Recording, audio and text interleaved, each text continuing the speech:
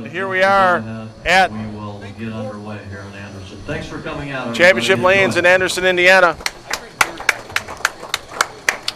And we're ready to start with our opening stepladder match. I'm Phil Barlow, Tom Carter with me as well, and Dave Small, the owner here at Championship Lanes, joining us on the call tonight. And first of all, Dave, you got to be happy as heck as a proprietor having this huge stepladder here tonight. Oh, for Hall of Fame crowd. Four Hall of Famers, how do you go wrong? And I'll tell you, that position round game was absolutely unbelievable as the House of Cards kind of went all over the world. Well, it's just unbelievable that he's in the top 5 as bad as he's hurt. 3, 6, 9, 10 for Doug Kent. Oh, I felt so bad for him all day. His back's been bothering him. His sciatica's acting up. He's definitely struggling a little bit today. But popped a 279 during the Matrix of Fairness and kind of held on the rest of the day. And I've never seen so many people, Tom, shuffle back and forth from position to position to position. Well, the amount of games that they've already bowled and the fact that they've actually figured out the pattern. We went through several days where the scores went up and down. They really figured out the pattern in match play today. You know, his back went out on him. I feel so sorry for him because his back went out on the fill ball in the first game today. And he's walking around like he's 80 years old. Well, let's talk about that pattern. Fresh application, Mark Roth pattern. Tom, how did it play for these guys this week? All over. Pretty much. Some of the guys, I mean, depending on the way you threw the ball, but every pattern plays that way. But this pattern started for a lot of guys, they played out. But then, like the second day, they moved way in at fifth arrow and played fallback. I mean, so the pattern played out, it played in. And today, it's kind of played in between that. So it's been total bizarre. I mean, Parker Bone, what he had yesterday, couldn't get the ball to face up today. So every time we strip and re-oil, lanes change. Everybody thinks that, boy, the patterns just stay the same all the time. And league bowlers think that, well, how come it's not the same as last week? Every time they strip and re-oil, something different happens. That's for sure. And we had a tremendous temperature change here from Saturday, Sunday into Monday. Was 25 degrees. Yeah, basically went from like 104 down to 75. It's been a very big change. We actually saw the scores change dramatically from Sunday in qualifying. We were figuring the cut to the top 32 was going to be about plus 20 at that point, and the scoring increased dramatically. On Monday, we saw the scores pick up incredibly well. Well, it started out slow the first day, guys trying to figure out the pattern. And the first game, the scores were pretty good, but then, boy, they just went into transition really quick. And trying to chase it, trying to figure out where's going to give you the best angle to the pocket was not only angle to the pocket, ball speed, ball layout, ball surface. I mean, it's kind of like playing a lotto, trying to figure out what's going to give us a run, be the best look at the pocket and strike. You could get to the hole pretty easily on a lot of different shapes, but just getting the pins to fall that first day was a little tough. So the open there for Shafer. Shafer, our number 4 qualifier, by just a single pin over Doug Kent. And Kent struggled in that position round game, barely held on. It was looking like after about frame 5, he wasn't going to make it. I mean, beautiful shot right there. And you'll see Doug, even though he is hurting dramatically, he is playing the lanes much, much tighter than we've seen all week. The players, as the oil has changed and as the pattern progressed during the week, we continue to just migrate left. Well, most of the guys, and I think you're going to see some of the guys that are coming up are going to be playing farther left, but Doug Kent's big guy, big, strong guy. He has the ability to keep the ball speed up and keep that tighter line. And if you can come in from the outside, I think your carry percentage is going to be much greater than trying to circle the pattern. Winner of this match takes on Lennie Boresch Jr., our number 3 seed. You saw Lennie there way in the wings. Great shot. And Lennie's going to play him a lot like Doug when he gets on the show. And Lennie shot 269 to leapfrog himself right onto the show. Oh, that was an awesome match. We were sitting here watching that, and we're going, well, Pete's 71 out, Lennie's 75 out. and then all of a sudden it's like, well, what's going on over there? Yeah. And that was a great finish to see Lennie jump up and take it. Yeah, another guy had a great game to get in the number 2 seed weight in the wings, Walter Ray Williams Jr. Big match against Haugen. That was a huge match. Yeah, he was in the number 6 spot, and we just obviously he is seeing the lanes transition totally different than Doug is because his ball is going sideways on the back end. He is farther out right now than I have seen him all week. Yeah, I think he needs to be farther left. Yeah, but I think he was trying to stay away from that sharp angle on the back end. When he was practicing, he had a much tighter shot. Flashback to last week, he was in this opening match in Hammond, and it looked like he struggled with reading his ball reaction. Is it kind of the same thing for him? It looks the same thing. He had a much better reaction in practice, and I don't know if he's changed his thought process on what he wanted to do because we talked about he might be throwing 2 different balls on each lane because just the way the pattern was breaking for him. Going to give it a run here.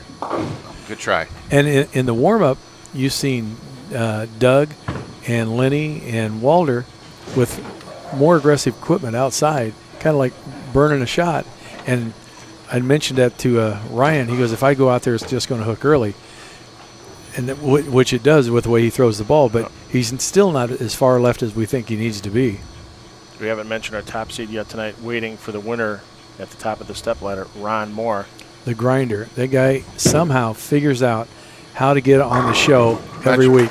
It's unbelievable. Much better reaction. We saw Shafer did move in a little bit on that shot. Looks like he got in back around between the 3rd and 4th arrow right there. Only went out to the break point of about 9-10, which has been the key all week. The 42-foot Mark Roth pattern has had a lot of hang and a lot of out of bounds. You get outside of 6 down lane. That marker's on 10. You get outside of, at round 6, ball's not coming back. You got 3 off the right. No, it's the way it's been all week long. It's been the guy who's been able to make the adjustments quickly, and that's why they're here. Dougie looks sharp. Yeah, solid 10-pin. And that was pretty much the same part of the lane. He crossed like 15 right down to the marker. It's just a matter how hard it comes off of the marker down lane. Yeah, Tom, I think you need your eyes checked on that one. Walter has got bad glasses. Walter, his bifocals don't work so well. Glasses real quick. Yeah, Tom, I think you need your eyes checked on that one. Well, Doug Kent bowled well enough to get the first 2 rounds off in the matrix of fairness today. Fairness. He ended up qualifying and working his way through. Actually, he was 14th. I'm sorry. He was in both of the match play rounds today for Kent. He was, and it's been painful to watch all day, but at the same time, it's exciting. Well, he's found a new posture to bowl with. That's for darn sure. He's normally much straighter up when he sets up than that. So Kent up 35, entering his half of the 5th frame. Another good shot.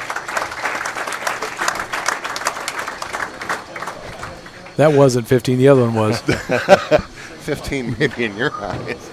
That was definitely right around between the 2nd and 3rd, about 12. Snapped it out to about 9, 8, 9, and brought it back.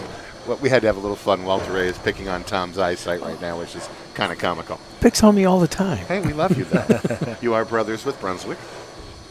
Well, Shafer can knock this down to 25. This is almost a must strike. That's out. There we go. All right. He got it to turn the corner. It looked like it was going to labor on the back end and not quite make it. It did a little bit, and again, that's been the characteristic this week. If you leaked it out, if you left it a little too wide, we saw probably the most prophetic shot during the top 8 match play when Pete Weber needed a mark to beat Michael Haugen Jr. right before the position round match, leaked it a little bit right, and surprisingly left the 2-4-8-10 to cost himself a shot at the shell. No good. No good. No good. For the 3-bagger. Beautiful shot. There we go. All right, Ryan. He looks a little bit more comfortable than he did when he first started. He does, and Ryan hasn't changed his style or his form. Maybe just not quite as many revs as he used to have, but he still has quite a few. He still looks the same as he did when he. I mean, he has more revs in one shot than you, Tom Carter, have in 3 games. Well, so thank you. All good. Yeah. Well, that's most people. I don't know. I may be a half a game. I don't know about that one. just love this Hall of Famer, Doug Kent. Such a nice guy, great proprietor. Playing the lanes really, really well. I like that shot. Great bowler. Good I mean, shot. Just unbelievable. His style is just classic. I mean, if you were going to emulate somebody, that would be the guy to emulate. What board was that over, Tom? That looked like 12. I thought it was 11. Well, okay. You want to say 11? I'm going to say 12. Hey, we're in the ballpark. Yeah. All right, Walter just adjusted Tom eyes, so we're good now. A good lesson here that a lot of our young bowlers can take away from Doug Kent is watch, just hard and straight at the spares. You don't need to hook it. You don't need to throw it 100 miles an hour. He just stands up, throws the ball nice and easy, straight, punches it right in the So face. many people try to break the pin in half when they're throwing at it, and they throw themselves off balance. They end up thumb down and turning the ball. Just knock it over. You don't have to try to break it in half. You got 13 inches to play with. 13 inches to play with on those pins. You do. I measured. I've got nothing on that one. I measured. So right now, And if it's in the center of the lane, you got more than that. You got that right. But I still suck at making 10 pins, though. That's the only problem. Well, just hit the reset. Doug Kent up by 15. This is turning out to be a good match. Over target. Nice shot. Very nice execution. 129 in the 6th for Doug. Strike up in the 7th. Just look at that classic style, guys. I mean, that's something you can teach over and repetitive, just smooth. If you got him on film and study his game, you can bowl with that style until you're 100. You're not going to hurt anything. No, you're not at all. There's a big shot here for Ryan Shafer here on a 3-bagger after 2 opens. See what he can do. And he can basically make that advantage for Kent non-existent. That was out the door down lane, and he knew it. Oh, man. And that's the thing you just can't do is you want to get aggressive, but if you get too aggressive and just leak it out, and that was like 4. Actually, it looks like he lost that at the bottom. He tried to gnarl on it so hard that he kind of open-handed it, and it just he comes around it, anyway, and he spins it quite a bit. But if you watch his wrist, it's just really stiff as he lifts through the ball. Mm-hmm. And that's why when I saw it at the bottom, I saw that kind of open up, and I thought, that's going. And it was. It doesn't have a chance. No, it didn't. That. Interestingly enough, we've seen a lot of 1-2s, and a lot of these missed this week as we've crossed the center lane because the bowler doesn't quite know what the ball's going to do. But a good cover. Yeah. Ryan throwing 2 different balls. He's throwing a conspiracy pearl on the right lane and a cutting edge solid on the left lane. Spares this week have been very, very easy on the right side. Very easy to cover. But we've had a lot of issues, a lot of single pins missed going away from the bowler. If you're right-handed, the 4-7. If you're left-handed, the 6-10. Yeah. Because as they transition, it's been difficult to judge the center of the lane. But yeah, the ball, some of the spare balls looked like they were backing up when they crossed the center of the lane. They sure did. You thought, I got this 4-pin, and it just barely nicked it because it got down there and literally looked like it backed up. Beautiful shot there. Yep, so Shafer still down by 17 with Kent entering his half of the 5th frame. Let's take an extra look at that last shot by Shafer. Another beautiful shot. Got it out to about 7-8 at the break point, right between the 3rd and 4th arrow. So he was in around 17, out to about 7-8. 2 totally different balls thrown symmetrical on the left lane, asymmetrical on the right lane. Doug Kent throwing an IQ Tour, symmetrical on the right lane. He used a couple different balls today. He used the Emerald IQ, the IQ Tour, and the Astrophysics. All of them pin up. Big double here for Doug Kent. Beautiful shot. Excellent reaction.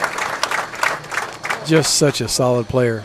And again, if you're going to emulate somebody, that wouldn't be a bad style to emulate. Dead rock solid at the line, posted. And we talk about being posted every week on this show, and it's just so huge about being accurate at your target. Well, getting right leverage on the ball to make it do the right thing down lane. Can't be falling off your shot as you're trying to throw it. This match not over yet. Kent pacing 219. Shafer can still strike out for 232. This shot huge here to set the rest of the game for Kent. Probably 222 for Shafer. See, Walter's all over you again. Big shot. Great. That was 10 back. Nicely done. And we haven't seen scores like this all week. It's been kind of up and down. We're seeing some good reactions right now. Well, every time they've done the lanes, it took about 2.5 games before the lanes kind of went somewhere. To crap? To somewhere. To crap? And so the match is coming up, and especially with their practice shots in between, I think you're going to see maybe they wiggle a little bit more than they're doing right now. That's the biggest shot of the week here for Ryan Shafer. Got to have this one to give himself a chance. Nicely done. And we talk about potentials right now. Ryan Shafer is going at a 2:02 pace with potential 2:22. Doug Kent is going at a 2:29 pace, potential 2:49. So Ryan needs to step up and knock the next two down. He's got to force Doug to come to the plate. Yep. You got a great crowd here tonight, Dave. Yeah, not bad. Not bad. I like it. 4 Hall of Famers and Dave Small. Hey, what more could anybody ask for? Uh-oh. That didn't look good at the line, but he got away with it. Got away with it. That was a hop, skip, jump. That one maybe get out of your shoes. Yeah, that one right there, that definitely did not nearly go as wide as he'd been sending it. Yeah, look again at that. Yeah. No, that barely got out to 10, and it sat there. Well, it's a good thing that he just piled up on it right there at the line.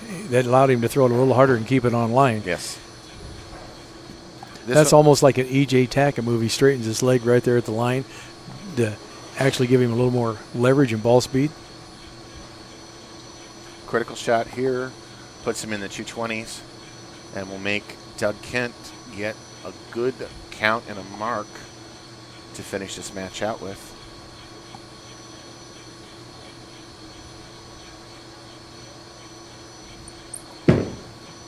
Hit it hard. Nice. Oh, solid 10 pin. And he thought it was there, and it looked like it was there from our angle. It looked like it was there, but again, this week we have seen a lot of hard 10 pins as the ball just catches a little bit of that shim down lane. Totally disappointed that one didn't fall. And I can't blame him. Yeah, and Shafer's still going to be looking for their first PBA50 tour win of his career. It's surprising it hasn't happened yet, and this is going to be his second straight week. He's finished in 5th place. But the key here, you're making shows. If you're making shows, you got a chance to win one. Right. You got to make the show. He's got 2 more chances this year. We leave here. We head to the greater Grand Rapids area. Wyoming, Michigan. Looking forward to that one. That coverage begins on Friday here on FloBowling. Then off to Dave Small's other center in Jackson, Michigan, Jack 60. Beautifully remodeled center, just like this place. You just totally remodeled this. Yeah, we'll talk a little bit to Dave about that between games with this remodel, because for those of you that maybe missed qualifying or the Matrix of Fairness earlier today, there is some spectacular things happening here at Championship Lanes. That not spectacular for Doug Kent, but that is match in hand. That is match in hand, good enough to win. So our next match is going to be Doug Kent moving up that step ladder. He's going to be taking on Lennie Boresch Jr. Yeah, and they'll both be playing the same part of the lane. Maybe not quite as Lennie, not quite as firm as Doug, but they'll both be in the same area.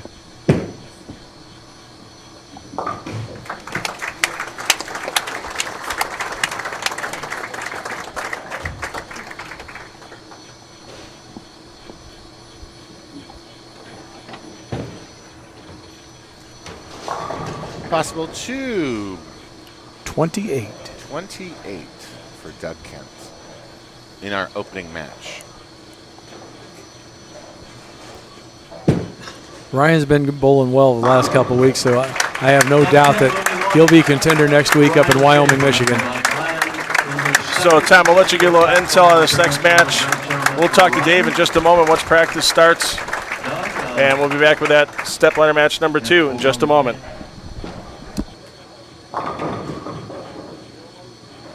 All right, opening game, our winner, 228-211, Doug Kent over Ryan Shafer. And Lennie Boresch finishes his practice, and we've got Tom Carter in with me, Dave Small, and Dave. First time we've been back here to this great center in Anderson since the remodel, and I love it. Your customers here love it. The bowlers loved it. Wow, it's an amazing remodel from the back of the approach all the way back to the back of the bar. How far did you raise the floor up so we didn't have that step? We actually raised the floor. It was 14 inches, so we raised it 7 inches to the back, and then the approach was 5 inches, so we had to slope it gently 2 inches forward over 14 feet. So Wow. it worked out nicely. It came out really, really nice. So I can't play marbles in the back of the settee area? You could actually. They may roll forward, but everybody made the comment to me. They said when they saw it being designed and they saw the little slope up front, they said, "Well, why don't you just slope the whole thing?" And I said, "Well, God forbid we ever have a pipe break. I at least have like this pool underneath there of like 1,400 gallons that can collect everything before it goes out to the wood." I seen on Facebook where Angie took a swing at the cement wall and missed it totally. She did miss it. That was actually a really fun night. That was back in April. We had a whole bunch of our customers, a lot of our employees. We just went to town and destroyed the bowling center from lane 33 down to 44. We had the biggest mess in here. Oh my God, there was stuff everywhere, filthy, dirty, and then my construction crew, all seasons, general contracting. They did Noblesville, they've done Anderson now, they've done Kokomo, they've done all my centers in Indiana. They did an amazing job getting the center ready, and we also have Nick Richards from Emerald Construction as well that does a lot of work on our exterior and our roof. So how long did it take? We're about 85% done, and we should be finished in the next 3 weeks. We still have to finish the front counter, the game room, and then a total remake on the front of the building and the sides. So everything will be painted. About a $350,000 renovation. I like your carpet. That's pretty cool. Flagship carpets down in Georgia. Take good care of us. Love you, Marcia, if you're listening. So not a surprise that Lennie Boresch is having Doug Kent start this game. The right lanes are playing a little tighter than the left lanes are, especially here on 37 and 38. And I would think that you want to take a little bit of that free hook away from Doug Kent in the 10th frame if he needed it. And that's the characteristics of this bowling center, this being a 44-lane bowling center that was built in 1978. We have the original lane beds from across the street. 3-6-10 to start. That hooked way early. Oh my gosh. We have the original lane beds from the old house across the street that was built in 1959, which is 32 lanes from 44 down to 13. So this is all original on this side. The original wood underneath the synthetics. The new addition is on that end. That's why that end is so tight. 1 to 12 is so tight. And as you progress this way, it hooks more across the house because everybody knows back with the wick. Oh, Doug. Aaron shot uncharacteristic of very Kent. Uncharacteristic. Just got that started right, and you started in that puddle, and it just kind of like hydroplanes backwards. It does, and there's no stopping it at that point. Not at that speed. No. But as you move across the house, the bowling center tends to hook more from low end to high end. From what little I got to play before my knee went bad. The Crip talking now. Yeah. I only made it 6 games, had to withdraw. I never had my knee hurt so bad in my life. But in front of the counter, after our first game, and we transitioned to our next pair was in front of the counter, and that area right in there hooked about 7-8 boards more than our next pair after that. Well, you also, unfortunately, Tom, got to compete on the condition when it was 110 degrees outside, and we were trying to get the humidity down in here faster than you could do. I mean, we were pumping. Literally, we turned we have a dehumidifier on our big air conditioning unit, which does the whole center. We were actually pumping out almost 300 gallons of water a minute. Was taking out an hour. 300 gallons of water an hour was coming out of the bowling center as we tried to keep it dry. Wow. So Lennie Boresch, hard to believe this is Lennie's first stepladder of the 2019 season. You think of all the great finishes he's had. His best finish so far was 7th in the USBC Senior Masters and 9th at the Johnny Petraglia BVL Open and the PBA50 National Championship. As many times as we see him on the show, that doesn't seem right. Right. It doesn't at all, especially when 3 years ago he led the tournament here in Anderson on these lanes. He loves championship lanes and got beat by the eventual champion, Mr. Brian Voss, who claimed his first PBA 50 victory here. And Lennie bowled a good game. He did not slouch. Yeah, Lennie. I think Lennie always bowls a good game. He's just got that, I call it voodoo roll of his that just seems to strike a lot. Cross lane for the 10-pin. Nice cover.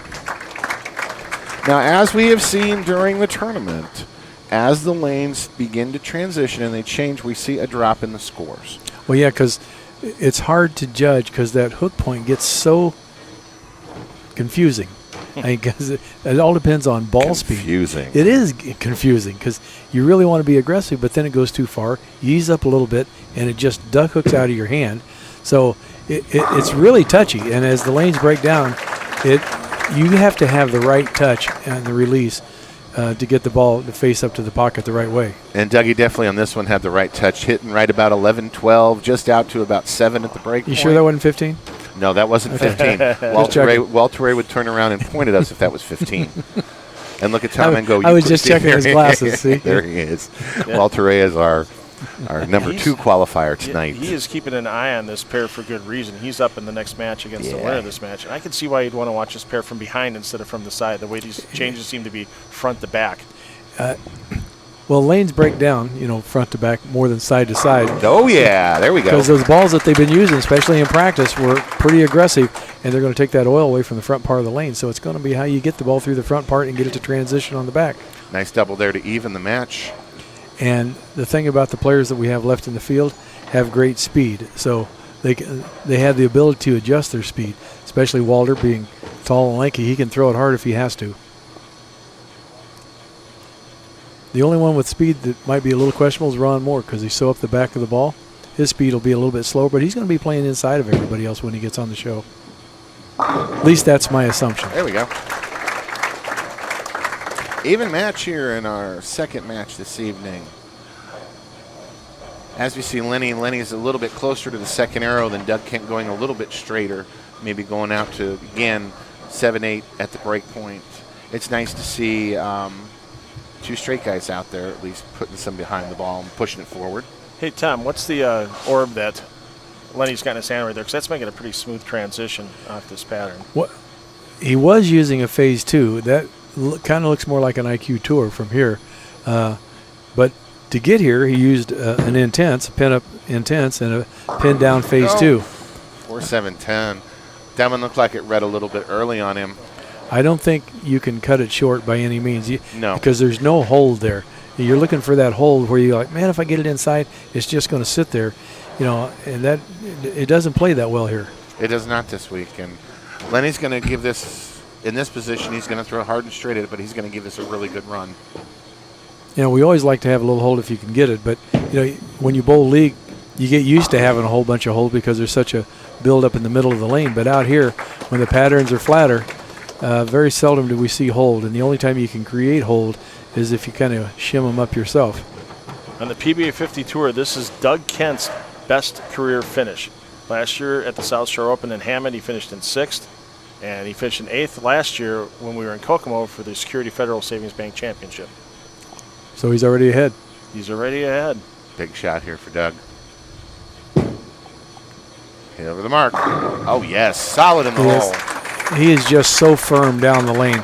The ball reads early. It doesn't look like out of his hand. It looks like he's got the strength right now to overpower that slightly wiggle spot as we have down lane right now, where he's got the speed to create just that touch of hold, but has enough fingers to get it back, to get the reaction in an area where the other guys, where we saw Ryan, unfortunately, slide out. Well, yeah, Ryan was trying to create more angle from left to right. What Doug is doing. And Doug is just so firm through the bottom of the swing. And he's got that flat spot at the bottom of the swing. He just shoots that ball right through the front. Kent working on a 4-bagger, working on a 3-bagger, looking for 4. He's up by 32, looking to get it to 42. Oh, nice shot. For a guy that's got a back that's supposed to be hurt, he's not throwing it like he's hurt too bad. Not at all. I think the closer you get to that title, the less pain you're in. I just watched him sit down, guys. I know you're a little blocked from where you're at. It took him about 4 seconds to go from a standing position down to a sitting position. Very slow, very gingerly. Well, there was a couple times in match play, he was down on one knee over by the air, just leaning down, waiting on his spot.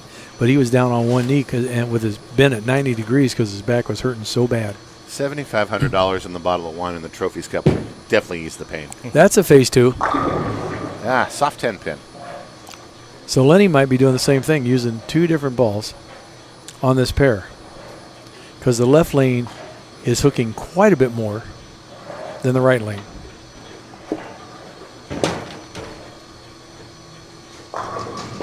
And there's Lennie setting up. Always good to go cross lane at those spares. no. Not that far cross lane. Oh, no. And that is a huge advantage. Yeah, for that's a huge mistake. And Lennie is a great spare shooter, and that's just uncharacteristic. But we all miss spares. It happens to everybody. You never plan on it. You think off your hand that you got it. And he knows he pushed it a little bit right, but his ball goes so straight, you hear it thumping going down the lane because he's got that roll that's just end over end over end. And you wouldn't think that it would fall back that far, but it sure did. If Doug Kent gets up in the 6th and 7th frames and adds more strikes on the string, Lennie can find himself down by 63 pins. Oh, God. Lennie is unfortunately totally lost, it looks like, on this pair. Did he do that to himself with his practice? From where Kent was playing, did he maybe fool himself now? There was 3 guys out there with some pretty serious surface, and all you're going to do is take oil away from the front part of the lane first. You don't really create any more back end. If they wanted to create some more hold, they could have been throwing some plastic or urethane down there, and that would have created some hold. But when you create that early hook, now that forces you to move your feet left and try to open up the lane a little bit. Then you got to make sure you got to get it around the corner after you get it to the break point. And boy, Dave, right now, if you're Doug Kent, you're licking your chops. There's no doubt about it. Oh, I'm looking at that trophy right now going,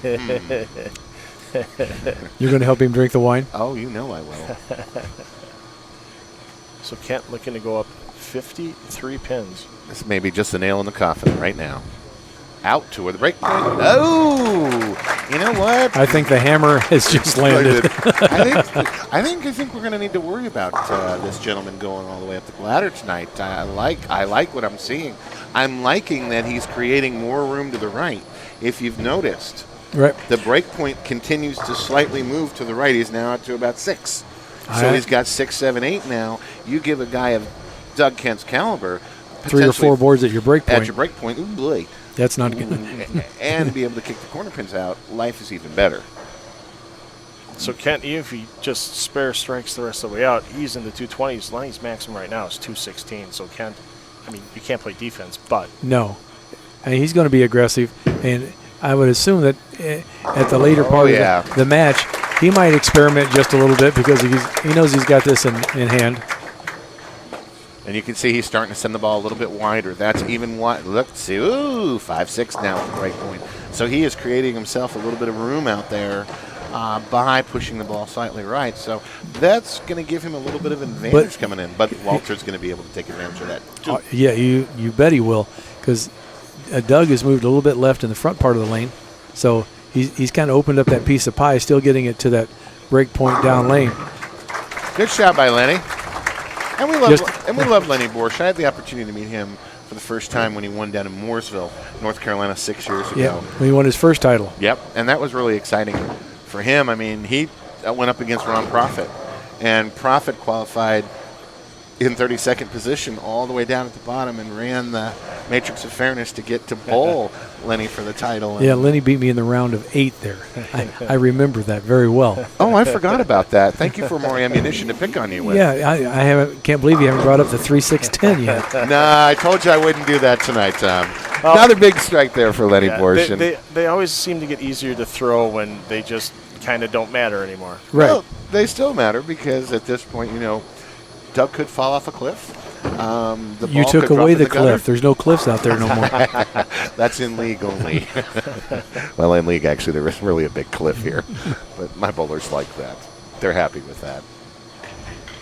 So this pretty much will solidify the match with a strike. Oh, he looks good. He's got the look out there right now. He's got about 3 boards at the break point. He's getting the ball so smooth through the heads right now. And we made mention of this earlier, guys. Pain can be a wondrous thing sometimes, and pain can make you really only want to throw that one ball of frame to really get the focus lasered in. It could definitely make you focus more because you're really focused on what you need to do to block out what's actually happening to your body. And you can see the focus on him right now, just look in his face. You can see through the pain on the face right now, but he is so determined. I think this would be the sweetest thing for him if he were to go all the way up the stepladder. Walter's going to have a match on his hands, obviously, by the way Doug's throwing it. Oh, yeah. Walter wants that 15th title, too. Yeah. So. And honestly, this week, Tom, we have only had maybe a dozen games over 279, 270 plus this week with 1,300. So what we're witnessing right now with Doug Kent is pretty amazing to see the scores coming this good. Yeah, Jenna Dereshevsky steering the ship. She did pick 1 in the 300 pool. It's not done yet. We still have 2 more games, Jenna. Hopefully we get a 300 in the step ladder. Well, that would be awesome to have 300 on the show. Okay. I'm not paying for it. No, Sure. I'm not paying for it. That's FloBowling. No. FloBowling and the PBA that add a $1,000 bonus to a 300. Well, I'll tell you what. I'll add 1,000 to it for kicks and giggles. There we go. We'll make it $2,000. Okay. Well, now I'm really. I hoping told for you a he was 300. going to pay something. That's right. All right. I'll give him $2,000. So, guys, here we go. You're Doug Kent. You have to wait for 2 bowlers to get done with your practice. Walter Ray is going to get some shots after Ron Mohr gets some practice as the top seed. What do you do to stay loose if you're Doug Kent? I'd just walk around right now. Yeah, I don't think I'd be bowling. I don't want to take a chance of maybe hurting yourself. I would just walk around right now. Just stretch a little bit. Try not to stiffen up. Just sitting is not going to be a good thing. He's got to keep moving.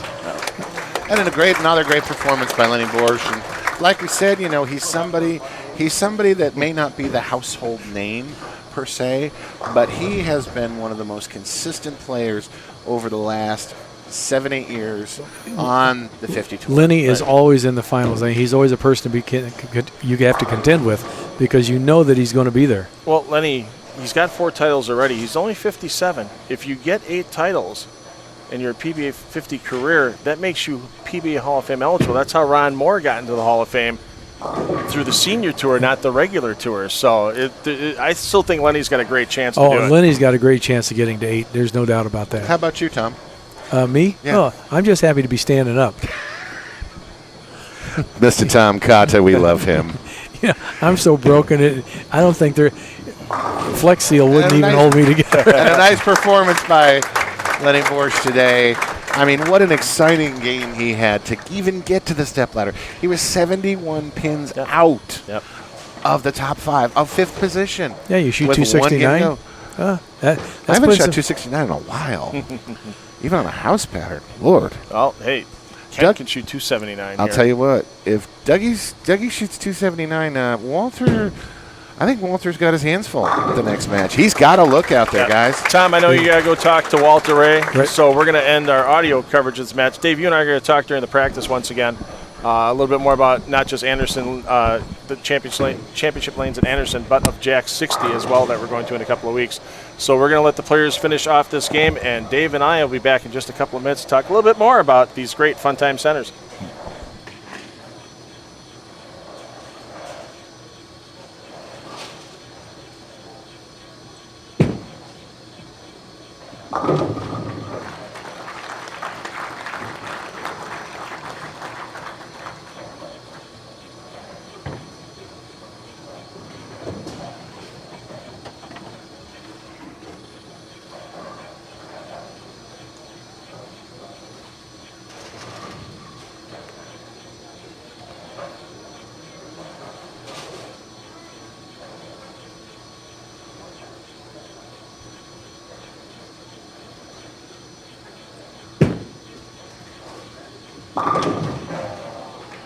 Doug Kent, 278. Congratulations to Doug. Moving on, and my buddy Lennie Boresch picking up another nice check. Good to see him back in the top 5. Man, I think. So here we are back, waiting for our semifinal match. Doug Kent will be taking on Walter A. Williams Jr. in our 3rd stepladder match tonight. With me in the booth, as Tom Carter helps out his man, Walter A. Williams Jr. is proprietor of this center and 4 other fun time centers, Dave Small. And Dave, thanks for jumping on the call tonight. I always know you enjoy getting in the booth with us, sharing your knowledge with everybody. And I'm telling you what, I saw the pictures of this place on Facebook that you put out here for championship lanes in Anderson. Mm-hmm. Then I started seeing the pictures from Jack 60, and we got to talk a little bit about it during qualifying as well. I'm like, I didn't think Dave Small could outdo himself with a bowling center. And you really I can't wait to see it in person at Jack 60. I'm sorry, Phil. Oh, no, I was just going to say, it's so cool to see a proprietor like you just reinvesting not just in his center but in the community as well. We definitely believe in giving our bowlers the best possible facility that we can. We actually invested this year about $1.7 million into the centers, into the renovations. We did some renovations in our Noblesville location. Obviously, we've done a complete renovation here in Anderson, and then Jackson. Wow, we put a lot of effort into Jackson, Michigan, right down to a brand new lane surface for our players, for our bowlers. New approaches, new lanes, new scoring, new hoods and racks. Completely remodeled the center top to bottom. New bathrooms, new masks. So it's been a very busy first year in Jackson, and we're so excited to have the tour come back to Jackson. It was one of the players' favorite stops during the 90s and early 2000s, and a gentleman by the name of Mel Wolf did an incredible job making the tour and making the guys feel welcome. Very similar to George Pappas. I mean, two people that did tournaments that I, look up to, especially George, look up to, and said, that's how I want to do it. I want to make sure that, everybody that comes has the best of the best is the way I look at it. How cool would it be? We've had some big moments in your centers before. Pete Weber getting his 100th title in Fort Wayne. I cried. A couple of years back. How cool would it be tonight to have Walter Ray Williams Jr. break the all-time PBA50 tour record and get to his 15th title? Well, I'll tell you right now, Walter on Saturday was my pick. I sat right here with you when I picked him. I said I see Walter was my pick on Saturday, and I'm excited to see him tonight. But I think he's got his hands full tonight with Doug Kent, who looks really, really sharp. Doug's still got a great look. I think that left lane is going to be absolute tricky. Walter had a little bit of a tough time on that lane, so we're going to see. But when the lights come on, Walter tends to just light them up. Opening shot of our semifinal. Beautiful start right where Doug left off. Okay, you said the left lane's tricky there, Tom. Why wouldn't Walter Ray have Doug finish on the left lane? Well, if you were watching, we were standing down there kind of talking about it. He was debating, and he ended up deciding to have Doug start. But I was thinking he was going to start on the left so he could finish on the right because he had a much better look on the right lane. Opening shot for Walter Ray Williams Jr. Soft 10 pin. Every hip waggle this week doesn't seem to carry the 10 for a lot of these players. They got it looking good. You see the knees waggle as you get the watch here on our extra look. That was right at 15. Walter will say that was at 15. That was at 15. He went out to 10. So Walter's playing a little bit deeper than Doug Kent right now. But Walter is not using quite the speed that Doug is using right now. And when he was striking, he was kind of getting it outside of 10 down lane, around 8-9, to give him a little bit more angle entry. Best spare shooter that ever lived right here, ladies and gentlemen. It wouldn't surprise me a bit if just in the clear blue he switched to two-handed. I've seen him do stranger things. That 300 game last week, I'll tell you, when I saw it on FloBowling last week and saw the 300 game by Walter, throwing it two-handed, you just go, okay, you weren't expecting it. Right. But during practice this week and part of the tournament, watching him throw it two-handed, I'll tell you what, it's pretty freaking awesome. Great shot. Oh, out in the 9th pin. And you can tell who the crowd is definitely for here. Well, it's just amazing. He's not letting age define his learning ability.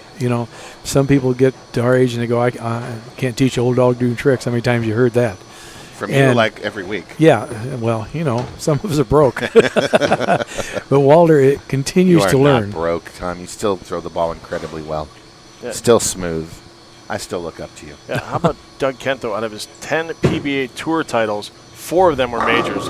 That's a heck of a record for that guy. Yeah. He is locked in. Look at this, right over, just inside the second, out to 5-6, and 10 in the pit, guys. You just watch him. He never overhits the ball. At the bottom of the swing, he never overhits it. He just goes through it. When we talk about long, flat swings, he's the epitome of that. It's just long at the bottom of the swing and through the shot. It's a beautiful thing. if you're a bowler, it's something you want to learn to do. And a great proprietor back in New York as well. His beautiful center roast bowl. Beautiful, beautiful facility. So a little partial to a guy that has a center too. So it kind of helps too. Looking to open up with a 3-bagger. Oh, that's so good shot. Oh. Solid 10. We have a match. Yes, we do. The left lane is, I think, going to be the telltale. And when Ron Mohr was out there practicing, he was quite a bit deeper. He did than not everybody. go. He did not go nearly as wide with that ball. He hit about 8-9. So he hit that little bit of a shim that we talked about earlier. Why are you looking at me that way? I just couldn't help it. I know I'm ugly, but don't rub it in. Kent cross lane. Solid Yeah. shot, Dougie. You know, they always tell me I'm not allowed to root for anybody, or I can't be partial to anybody. But you know what I tell them? It's my tournament. I paid for you guys to be here. I'm going to root for whoever. Well, yeah, I you wanna should be root able for. to get to root for whoever you want to. You were pulling for Jack Jurek, I seen Oh, earlier. Jack's my boy. Jack's one of my best friends. Yeah, Walter Ray back with a vengeance this year after taking Oh, there's the mixer. 0 Hey. titles. You seen him pull the fist bump there? Yep, this is going to be a great This- match. This is going to be a great match. I don't think this is going to be a blowout. No, there's going to be a Hall of Fame. Walter was in around 15 on Hey, that one. oh, he Just went out to like, 9. didn't I say that earlier? He should have been around 8, 9. Yes, thank you. God. Ladies and gentlemen, Tom Carter. Picking on me. Exactly. Walter with a 1-pin lead right now. The first time really Doug has even been down in the match. A 1-pin lead. Walter can extend to 11 real quick with a 3-bagger. Nice He was shot. waving it on. And listen to this crowd getting involved. Oh, with this. we got 3 in a row. You're going to hear Fancy at some point. Oh, it was funnier. I got to tell you a quick story about that. I was listening to Fancy. She's going, "Come on, husband, one time. Come on, husband." And I was standing there next to her, and I was going, Walter through a shot. I'm like, "Come on, husband. Come on, husband." She looked at me like, "What?" I said, "That's what you sound like." Doug Kent, Go Bowling PBA Tour Player of the Year back in the 06-07 season. Good shot. Oh, bucket Oh, roller. that was a little light. Didn't even hardly make the turn and pushed the 8-pin I want to see the backwards extra off the look deck. here. I want to see if that head pin is the one that contacts the 8 on top and takes it down. Watch that head pin. Yep. And it was as Yeah. it went behind it. What is the 8-pin? What was that 8-pin? Eight's pin. Yeah, 8-pin. It was 8-pin, He is Tom. an I 8-pin. didn't know we were down in Mooresville right now. That was an 8-pin. Well, we have ourselves a barn burner right now. This is awesome. I'm in heaven right now. But Doug Kent's still down 10 pins right now because of where his strike is placed in the third frame, where Walter Ray opened up with a spare and then a 3-bagger. So This- if they go off, it's 290 to 79. Not a bad game. This right here will cut the lead back down to 1 pin. Again, Doug has not been behind tonight. I like it. Oh, I love it now. Yeah. I think Doug's liking it because he doesn't want to throw any more than No. 2 shots. One less ball he has to throw. Take Look an at that extra look execution. again. I mean, both these players right here. God, I love them both. I do. The form, the execution. He's just way too excited, isn't he? Who, Well, me? you can't blame him. Well, you know what? Look at the- look at I'll the crowd. sign off if you want me to. No. Look at the crowd we got here. Come on, Walter, one time. Uh-oh. Little soft. That got wide a little early, it looked like, and it just peeled off the spot. Actually, it looked like he got a little bit soft with that one. It didn't look like he had quite the speed. Well, that's wider to that point right there. So, And that's that area that Doug has created out there. yes. Is that 5-6 area? As if the people could have seen me pointing to the, Right. the monitor here But- that I was but looking at. God, Friction. Tom is so pretty. Early friction will make the ball look slower as it gets near the Right, head friction pin. slows down a ball. So you're both right. Tom is so pretty when he does that. Look at the screen as he points. Cross lane. Attaboy, Walter. And that right there is a swing and count, a swing in the match, and now Doug Kent has a 1-pin lead. I think it's going to be this way through the whole, kind of like a tennis match, back and forth. I agree. Because the lanes are changing. I said 2.5 games. That was with 5 on a pair. No, they changed faster than that with 5 on a pair. With just 2 on a pair. It was 2.5 games. You're smart. Come on, Walter. Look Good at shot. Knocks it 10. But once again, Walter now finds himself behind in the match. This is going to be an interesting next couple of frames for Doug Kent. As we know, he decided to drop the hammer on both matches early in the 5th and 6th frames. Now in the 6th and 7th frames, he's up by 1 pin. let's see what he can do, Tom. Well, Let's create a little drama here. Drama. I expect him to strike. Okay. Thanks for the drama. Well, that was a drama. He's going to strike. Chris Schenkel. pull your inner Chris Schenkel out. You think he's going to miss the way he's throwing it? No. I don't think so. Not a chance. Yeah, no chance. Not a chance. I mean, it's like he's hitting the repeat button. And I'm okay with that because that was right. That was in just a little bit. That was about 7, but he's got 5, 6, 7, 8 now to play with. You give a bowler the caliber of Doug Kemp 3 to 4 boards at the break point. Well, he's almost got 5 now. It's the fat lady can start singing, or the fat guy can start singing, which would be Phil Brylow and me. We could do a duet. After we're done, we'll do some karaoke in the bar. We could do that. I'm thinking about going to a casino later. We'll see. Well, Doug Kent can spend a lot of money at the casino if he keeps throwing the ball the way he is 21 now. pin lead with this $7,500 on red. Looking. Oh, I was a little worried. I thought maybe he got that one in a bit, Tom. Well, from the angle we looked at, unless you looked over this guy here, yeah, that was a pretty sweet shot right there. And he's hitting the repeat button. Every shot looks the same. It does. I don't care if you hit the replay or not; they all look the same. Not a position I was expecting Walter Ray to be in right now, but down 21 pins. Not something I was expecting Walter to be. But he can make it 11 with another strike. 11 cut. That is out. And there's the light hit. And he didn't like that shot at all. He thought it was going to peel off the spot, and it just barely made it back. But again, what we found here at Championship Lanes this week is keeping the ball light in the pocket. Light hits carry thin to win. Extremely well. Half pocket hits. So when do you turn 50?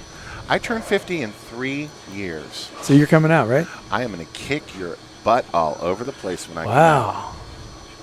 That sounds like I'm going to kick you in the knee just to make sure you don't finish. I just hobble my way to the line. Big strike here to cut the lead to 1 8th frame. pin. Yes, I love it. Awesome. This isn't over yet. And again, these are not the scores we have seen this week when it came to the matches. We have not seen these big scores. We've seen a lot of 190s win. We've seen a lot of 2-0s win. Well, you got 2 Hall of Famers playing each other that are extremely good, so you would expect some great scores. And you got another Hall of Famer waiting in the wings for the winner of this match, Ron Mohr, our top seed. Mohr looking for a little revenge after that bad beat he had to Joel Carlson in New Jersey, who threw the front 9 and still lost the title. Don't you hate when that happens? Oh, Doug. So you got a little soft with that one. That looked a little soft. It came off the spot extremely hard. $2 Brylow. $2 $2 bill. I will tell you. Now tell me about this one, because that was right of 15. He got into the friction a little early. The friction was a little bit early. That slowed the ball down, which made the ball go high. Transition to the left. We're all human to go make mistakes, but you don't want a mistake like that when you're having to bowl Walter Ray. But you're hoping at that point it was a mistake by you, not by what you saw out there, because you don't want to make an adjustment off a bad shot. Off a bad shot, and I hope he doesn't do that, because that was him. I think he's got this. Nope. Not quite. And losing that precious 2 pins and count right now too. That doesn't help any. Along. A 181 in the 8th possible if he goes off the sheet. For 241. Walter's already going at a 2:39 pace, so this is going to be come down to the end. But unfortunately, you don't win 47 titles and 13 PBA 50s and 157 regionals and 26 times Player of the Year and not respond to when, look, there's a pork chop. I think I'll eat it. You have to respond to that. He's going to jump all over this. I can't imagine Walter actually cutting one short. He's going to be super aggressive on his next shot. All right, Doug, good comeback. And you can see he just, the hands down. He wasn't sure about that one when it came off his hand either. I think it has a little bit to do with that back issue right now. You're just watching it to the line, all of a sudden, like everything looked like it kind of. Yeah, that was left of the marker down early. lane. And there was a little bit of hold there because he had like 11, 12 down lane and still got it to carry.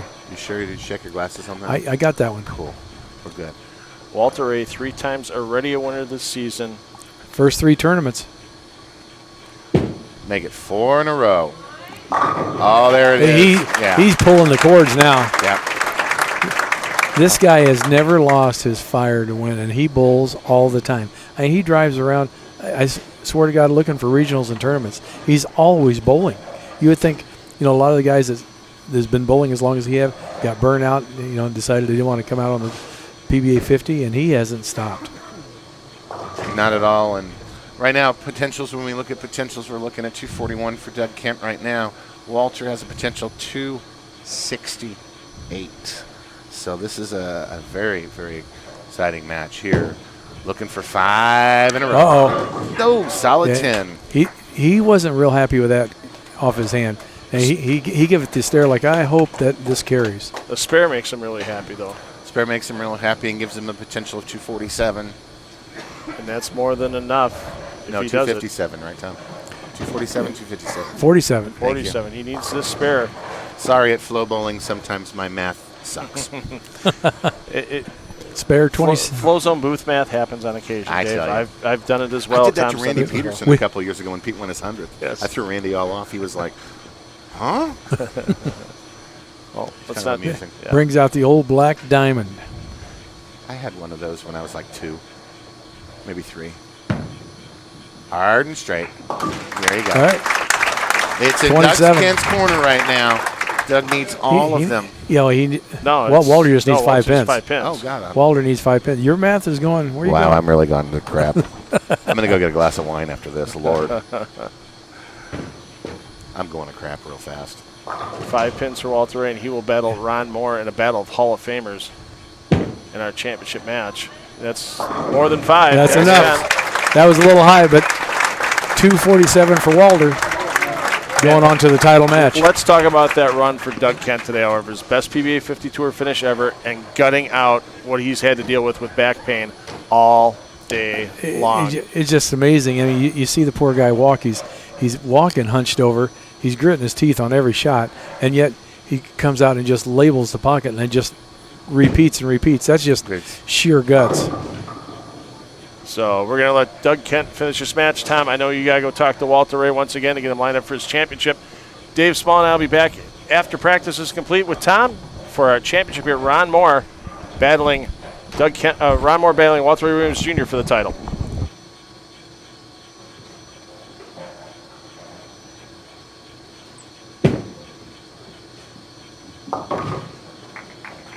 How about a nice hand for Doug Kent, everybody? Congratulations to Doug. Bowling hurt all day long. I don't know how he did it. But he bowled. So Ron Mohr finishing up his warm-up shot. Something tells me, the way he's seen that reaction on the left lane, that Ron Mohr is going to let Walter Ray start on the left lane, finish on the right. And we'll let John Weber do his announcement.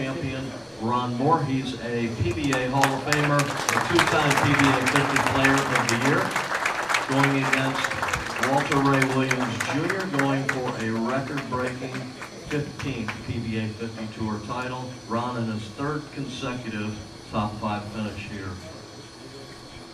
Let's give him a nice round of applause to start him off. Guys, good luck. Thank you. And we are ready to rock and roll with our championship match. Walter Ray Williams Jr., Ron Mohr. Walter Ray looking to set a new PBA 50 record if he wins this title.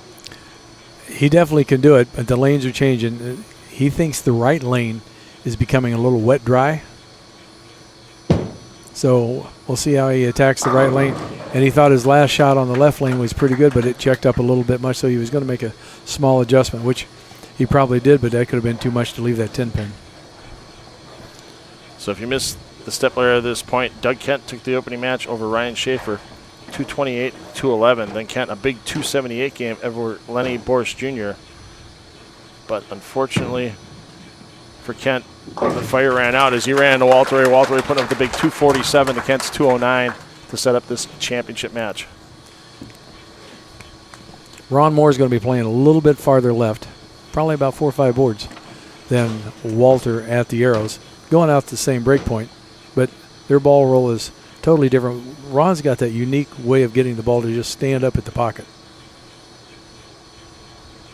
Ron Mohr inducted into the PBA Hall of Fame in 2018, and that was his last title at the Northern California Classic that year for his 10th PBA title. But he's been on 3 shows, the last 3 weeks. the guy is amazing when he gets into match play. He just seems to find a way to strike, and he's always been coming into these match play rounds at the bottom. Just barely making it there, and then figures out a way to keep on going. Yeah, today though, he had the whole day off. He didn't have to show up until match play round 2. Took full advantage of it to get to the top seed, and had to throw a clutch double, Dave, in the 9th and 10th frame of his position round match to lock up that top seed. He sure did, and we weren't even paying a whole lot of attention down to 1 and 2 because there was so much action going from 3 to 10.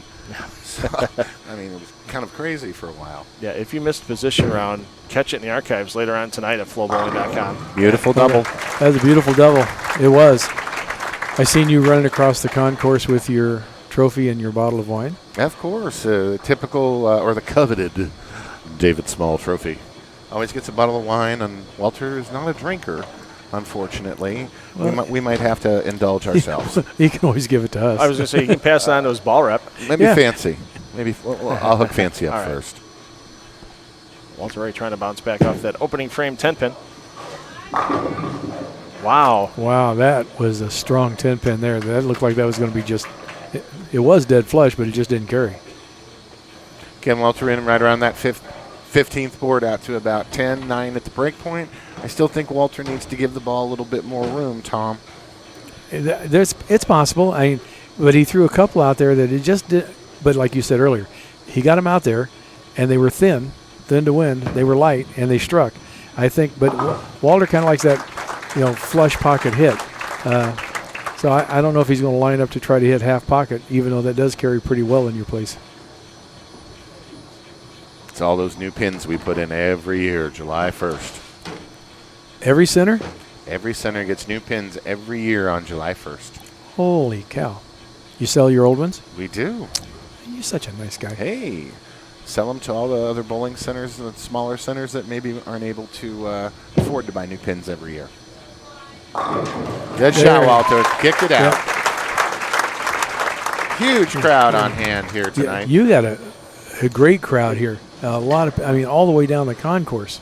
Yeah, they're spread all the way down to lanes 23 and 24 right now. So that's a good thing. Yeah. It is. So let's go over some of the top finishes we had here for the Dave Smalls Championship Lanes Classic. 16th with John Dudak, 15th Doug Becker. Great showing by Bill Watson. Doesn't get out to the national events too often. Watson 14th, Ricky Schisler 13th, Keith Lesko 12th. And the man of late qualifying, Parker Bowen III, ended up in 11th position. Just couldn't get it done today. He just couldn't get lined up. The ball just didn't face up to the pins right. And he tried literally about 6-7 different balls, and everything seemed to react the same to him. Ron didn't really like that execution on that shot and hoping it come back, and it did. It just looked like he hit really up on that and lost his balance. Do you think, gentlemen, that the front nine and losing that title in New Jersey is kind of sitting in the back of Ron Mohr's mind right now? I don't know. That was a great match in New Jersey. He throwing the front nine and Joel Carlson striking out for the tie. Then they had to have the one-ball roll-off. And that was probably Ron's worst ball of the week. And I wish that is something that they would change and go back to the way it used to be. One ball to determine your fate after so many games of bowling, I just don't think is the answer, as we always had back in the day. It was a 9th and 10th frame roll-off. Right. And, we saw it last year. Yeah, one ball. When Parker and Walter Ray tied, and Walter threw a great shot and left a blower 7-pin. That was way wide at the break point. Wow. And that came all the way back. And Ron's going to come back. He ran that one out to about lane 41. He about took out the camera over there. Let's take an extra look at where that shot ended up, guys. That was like 20 and out to 6. And just got the mixer on that one. But like I was saying, to watch that match last year, Walter struck out, Parker struck out to tie, and then they got up to throw one shot to determine. And I just thought that was an absolute waste. Absolute waste. Come on, Walter, one time. Roll, He's baby, got to have roll. a messenger. And that 5 went real funny looking into the 7. Yeah, it right in front of it. Now take another look here. And he posted that 5. Wow. Yeah. Just kind of like lazy into the 7. And spares aren't going to cut it the rest of the way for Walter. No, not Ray. with Ron Mohr starting out with a 4-bagger. Dead eye on the 10-pin, but just got to get the job done. A few more bowlers that finished in the top 10 here at Dave Small's Championship Lanes. I love saying Dave Small's Championship Lanes. Jack Jurek, great to see Jack out here. He doesn't get out here that often anymore. Jack was 10th, Charlie Tapp 9th, Pete Weber 8th, Brian Kretzer 7th, and Michael Haugen Jr. just missed the show in 6th position. And we had two guys leapfrog into the show, Walter and Lennie Boresch, because Michael Haugen and Kretzer were both in the top 5 going into position round. And that is Walter Ray's 4th 10-pin this game. So there needs to be either a hand position change. Sounds like you need to go out there and loft. fix it. Sounds like you need to go do some coaching right now. Is there a way to change it short of a ball change right now, Tom? Well, he could change his angle entry by changing his hand position or his loft. But Oh, no. Oh, no. I asked him if he was going to stick with the vapor zone, and he said yes. But missing a 10-pin with Walter Ray is totally unheard of. 87 in the 5th. Ron Mohr got the front 4. And he is in shock right now. Oh, and Ron Mohr's got to be in shock, too, because he can't believe what just happened. Yeah, Ron actually jumped up really quick. He was going to get to the back of the ball return. All of a sudden he stopped. He goes, nope. You just see it. No, do what you normally do on a shot. Don't get aggressive. You just see it right now. He just slowed himself back down again. That's a good tip for the amateurs back home. I mean, it's a break in your favor, but don't get overly excited about it, because it could easily jump its ugly head up and bite you right back.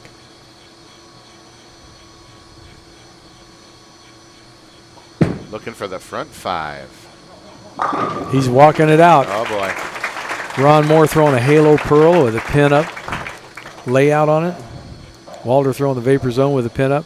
Seems like a lot of the guys are throwing the same kind of layout, just different balls, different companies. Getting that long length down the lane and trying to get that, back end snap. You know what I'm going to enjoy? Because if Ron Mohr gets this one, I'm going to grab a pen. I'm just going to set right by Dave Small, because he might have to write out that extra check he talked about during our second step. Oh, yeah. He did say, $1,000. Right. Drink another glass of wine. Aye, sir. I'm just repeating what you said. I did say that. Yes. That's only fair. And we've never had a 300 on the championship round in FloBowling to this point. The highest game we've had is 297 by Andrew Anderson at the fall swing last year. Front 6. Soft 10. We just black catted him. Safe. Nice run by Ron Mohr. And now Ron's just got to keep it clean and let Walter Ray fight his way back. Walter Ray can still get to 237, but that's just right now pace and spares and strikes for Ron that's Mohr. just kind of a moot point right now. Ron would have to have something drastic happen to let Walter back in the door. What's amazing, you had a fair amount of junior bowlers here watching this week. That's pretty awesome. We have an awesome youth program here. We have an awesome youth program in all of our centers. We actually sent, between the 5 centers, we sent 153 to junior gold this year. That's amazing. Congratulations. Thank you. That is the future of our sport, is the young people. Yeah, and there's a big youth tournament series that's run by Andy Collett, the manager. It's ramping up next Sunday in the center, and they've given away almost $50,000 in scholarship money this season. Yep. Walter. Hit it. Oh, there we go. Stand up messenger. Looked like he kind of got around that one a little bit more, trying to create some more pop on the back end. Yeah, and just enough because the 6 just laid flat. Yes. And the head pin had to do the job. One more plaque 10, you got to think it's over for Walter Ray. And these are brand new lanes, too. No, they're not here. They're not? No, they that's are Jackson. In Jackson. They've only been in for a month. Big shot for Walter Ray. Beautiful shot. Well, he's going, don't count me out yet. Right. I think he wishes he has that spare shot back in the 5th. Just a little bit. Ron Mohr, 63 years young. 750 push-ups a day, 450 sit-ups. Oh, I take that back. 750 sit-ups, 450 push-ups. Screw that. Every day. 2 glasses of wine instead, thank you. Ron Mohr looking for his first win of 2019 and his 11th of his career. Oh, saw it apart. He almost pumped that one out before it actually all fell. He had to do a double take on that. Yeah, he started walking out, then, maybe not, and watch it again. We get the pump, and then he's like, oh, wait a minute, fall. And it's hard to believe it's been 10 years since Ron Mohr won his first PBA50 Player of the Year award. 2009. Really? Yeah, it's been 10 years since he won PBA50 Player of the Year. He won it again in 2011. God, time goes by fast. It does. Hard to believe this is my 14th PBA50 event. With 14th? With three more Holy to go this season to take the total up to 17. Thanks again, Dave. How many PBA events total? This is my 56th. 56 Hear PBA that, events. FloBowling 56th tournament. Unbelievable. And Beautiful he shot by Ron. definitely has this match in hand. Once again, FloBowling 56th tournament. That's just incredible. Thank you for the support that you give to the PBA. We appreciate that. Yeah, I'm looking forward to getting to Jackson. I always look forward to going to Fort Wayne for that Dick Weber tournament. So many. I'm looking forward to Jackson. Believe it or not, my wife Linda. All right. That was her last. She bowled the PBA 50 for a while, and that was her last. She made the cut there, but that was her last tournament that she bowled. Well, Walter Ray still looking at 237. Yeah, but 237 to 279 right now is just Details. I'm sorry, I know they're details, but yeah, mandatory strike mode for Walter Ray. Must have this one to even have a shot right. Yes. And the crowd's starting to get a little closer behind this pair. There's some guys around the outside. They're starting to move in. One time, 10 pin, and it is over. 9 shots, 5 10-pins. Unbelievable. And the carry does not suck in this house. That's No. for sure. No. It's just, how many different ways has he left that 10-pin? A couple of weak, couple of ring, the messenger that missed. Right. And he knew that was coming. And history will have to wait another week on the PBA 50 tour because Walter Ray is still going to be in that tie with John Handegard at 14 wins. PBA titles. But the thing is now Ron Mohr catching up because if Mohr finishes this off, that's 11 for him. He's only 3 behind Walter Ray, and there's a lot of years ahead in Ron Mohr's career. Yeah, it was kind of funny. Last year and a half ago, he said, I think I'm just about done. I've done what I wanted to do, and I don't know if I'm going to come back out. And lo and behold, he's come back out, and he makes every finals like normal. The great support of his wife, Lita, and family and friends. And the fire hasn't gone out yet for Ron Mohr. And when you're carrying like that, the fire is burning. Yeah. You have got it all going on now. I don't think he carried that many off hits all week like that. That was barely hit the head pin, and they just kind of dominoed, I guess. So Ron Mohr is going to take his 11th PBA 50 Tour title. Well, he's been knocking at the door. Last year, he didn't have a great year. He made a lot of top fives. And this year, 3 shows in a row and finally taking a win. And, of course, it's not an official PBA 50 title, but it is a PBA 60 title. Ron Mohr is going to be our defending champion at Dave Small's Fort Wayne Pro Bowl coming up to wrap up our PBA 50 season. Yes. Hey, Dave, thanks again for letting us enjoy your bowling center this week. We're going to get to enjoy it for the next couple of weeks after we get through in Spectrum Lanes up in Wyoming, Michigan. And thanks again to you and your staff all week long. You guys were awesome to us, and thanks for the support. Really appreciate it. My pleasure. We got to let Dave present a trophy and check. And you can see he's thanks for not picking on me so much. Yeah, and he's welling up. He loves these trophy presentations. I was waiting for to get brutalized next week or 2 weeks. Funny enough, next week I take over the number of 50 tournaments hosted by one proprietor. Number 15, George was 14. Oh, wow. So we'll get a record when we get to Jack 60. I love it. Yeah. Love having you guys. One more for 279 for Ron Mohr. Love having you guys from the tour here. Love having you guys from FloBowling here. Thank you, sir. Just remember, FloBowling, 56 tournaments now. 56? 56. 5-6? 5-6. I love me some Dave Small. He's such a great host for not just the PBA Tour, but also the communities he's a part of as well. As there you see Ron Mohr put away that final shot. This time it's a 279 in the championship match and a win for Ron Mohr, not like we saw in New Jersey earlier this year, No, Tom. this time it was all 10 back, 279. What a great finish for Ron Mohr. And good for him. He's been knocking on the door for a while now. And Ron Mohr, title number 11. So he's getting close to Handegard too. Right. There's still room. We got tournaments left. Yes, indeed. And Tom, once again, thanks for all your help in the booth this week.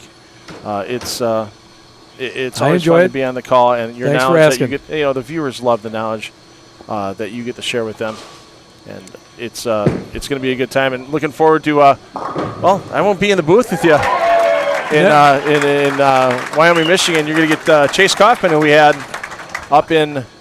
Oh, just Monticello, Chase yeah. and myself? Yeah, Chase and you and Jeff Good are steering the ship, so you'll be looking forward to that, to turn it over the reins to those guys. I got to head to the Lucy in Houston. I got to start going on there on Thursday, so I got a busy couple of days coming up. Yeah, you do. That's going to be a whole lot of bowling there and some great bowling down there. Thanks again, Tom, and we are going to get to the check and trophy presentation momentarily. And another 10-pin for Walter Ray. There's a surprise. Congratulations to Ron Mohr.